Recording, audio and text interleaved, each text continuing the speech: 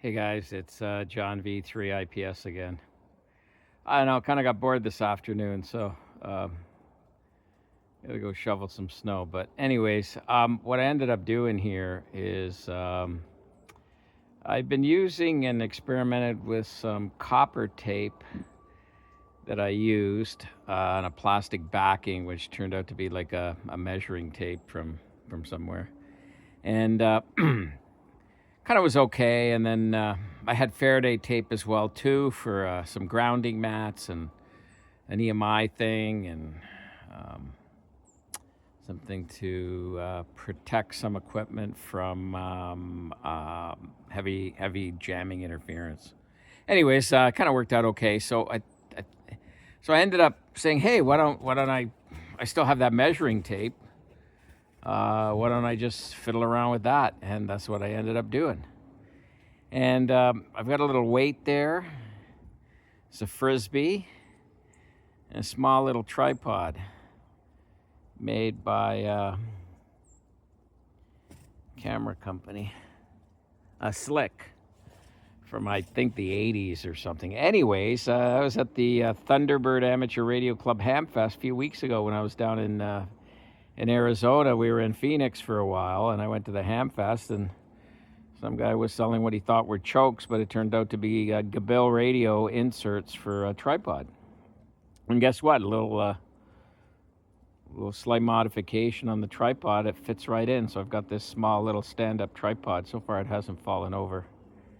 I set it up on 10 meters. It's basically like half, 0.5 on the scale, with the silver telescopic whip, which comes with the adapter, so you can screw it directly in here on the 7350TC variable coil. Very small, lightweight. Anyways, I got my beacon running, and I'm being picked up by a West Coast, East Coast, and somebody down south. I don't know if he's in Florida. He might have a 5 call, but I think he might be in Florida. So those were the first 3 picked up.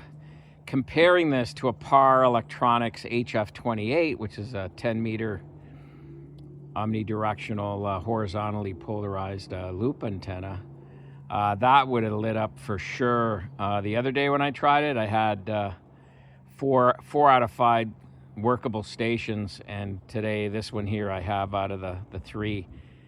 They're all below more FT8.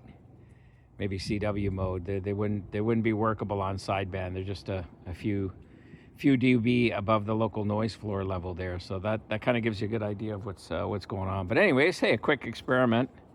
I'm thinking this thing worked out pretty good.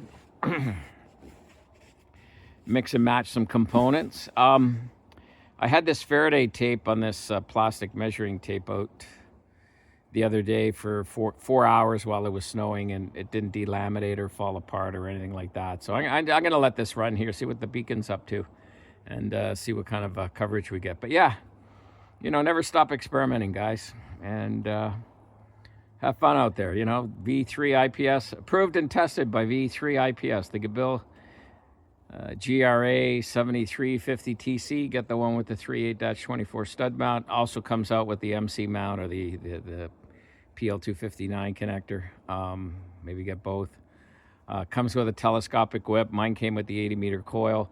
And then I bought the accessory telescopic kind of shock cord, kind of a heavy-duty one. So the other one's a little bit lightweight, but, with care. I've had it for, 2 years now? It's not broken or got damaged or anything like that. So the thing gets out, and I'm running QRP with the beacon too, 5 watts on CW, 73s.